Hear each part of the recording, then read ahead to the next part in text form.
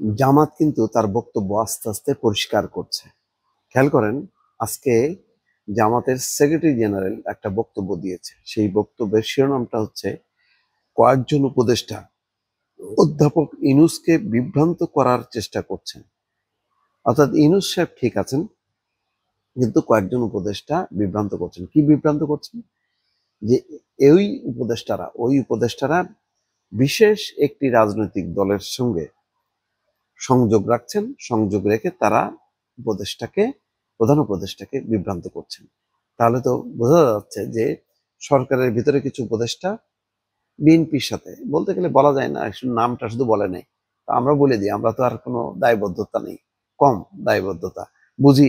রাজনৈতিক দলগুলো হয়তো বললে কোড হয়ে যাবে, আমরা বললে কোড হবে না, কিন্তু আকারে ইঙ্গিতে তারা যা বলতেছেন, নাম উল্লেখ না করলেও পাবলিক এগুলি বোঝে কার উদ্দেশ্যে বলা হচ্ছে। গোলাম পরওয়ার বলছেন, আমরা খুব দুঃখের সঙ্গে লক্ষ্য করছি আপনি যে উপদেষ্টা পরিষদ গঠন করেছেন, দু একজন উপদেষ্টা আপনাকে চারপাশে ঘিরে আপনার এই গণতন্ত্রের উত্তরণের অপ্রতিরোধ্য অগ্রযাত্রাকে ব্যাহত করার জন্য একটি বিশেষ দলের সাথে গোপন সম্পর্ক রেখে নানাভাবে আপনাকে নানান সময় বিভ্রান্ত করার চেষ্টা করছে। এর থেকে আপনি সাবধান থাকবেন, সতর্ক থাকবেন। কথাটা কিন্তু পরিষ্কার হয়ে গেল যে এই উপদেষ্টা পরিষদের কারোর বিষয়ে আস্থা নেই। জামাতের যেমন আস্থা নেই এনসিপির, তেমন আস্থা নেই কিন্তু আবার বিএনপিরও। তাহলে তিনটা রাজনৈতিক দলেরই কোনো কোনো উপদেষ্টা, কিছু কিছু উপদেষ্টা, এই যে নানান শব্দ ব্যবহার করা হচ্ছে, এটা কিন্তু খুবই সিগনিফিকেন্ট। এর আগে কিন্তু ডাক্তার তাহের বলেছিলেন যে তাদের কাছে কোনো কোনো উপদেষ্টাদের কল রেকর্ড আছে, তাদের বক্তব্য আছে, এবং সেটা তারা নাম সহ প্রকাশ করবেন প্রয়োজন বোধে। অভিযোগ কিন্তু খুব পরিষ্কার, কিন্তু কি অভিযোগ, কিভাবে বিভ্রান্ত করছে তা কিন্তু পরিষ্কার হলো না। এখন বিভিন্ন উপদেষ্টা বিএনপির সঙ্গে কথা বলেন, জামাতের সঙ্গে কথা বলেন, নানান সময় নানান কারণে করতে হয়।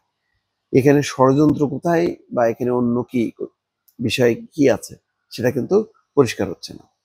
ইঞ্জিনিয়ার্স মাল্টিপারপাস মিলনায়তনে আজকের এক অনুষ্ঠানে তিনি বলছেন, একটা বড় দল তো এটাকে বলেছিলেন যে আমরা আগামী পার্লামেন্টে এটা আলোচনা করে ঠিক করি।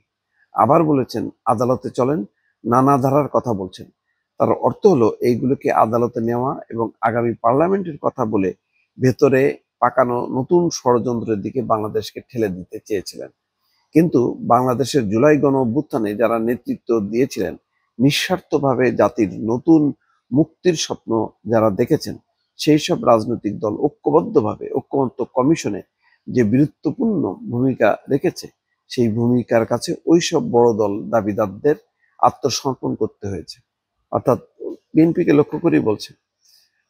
জুলাই সনদ স্বাক্ষর অনুষ্ঠানে জামাত ইসলাম যাবে কিনা সে সম্পর্কে বলছে, আমরা ভাবছি আমাদের প্রয়োজনীয় যে সমস্ত সমস্যা এখনো নিষ্পত্তি হয়নি, তার যে প্রচেষ্টা অব্যাহত আছে, সেগুলো আলোচনার ভিত্তিতে সমাধানের কোনো সুযোগ যদি আমরা দেখি, তাহলে আমাদের এই স্বাক্ষর অনুষ্ঠানে যাওয়ার ব্যাপারে আপত্তি থাকবে না। আমরা আমন্ত্রণ পেয়েছি, কিন্তু আমরা চিন্তা করছি আমরা কালকে কি ভূমিকা রাখবো। তার মানে পরিষ্কার হলো না, অর্থাৎ নিশ্চয়তা চাই যে গণভোট হবে নির্বাচনের আগে, পিআর হবে, জাতীয় নির্বাচনের যেই মূল ধারা পদ্ধতিটা হবে পিআর সিস্টেমে।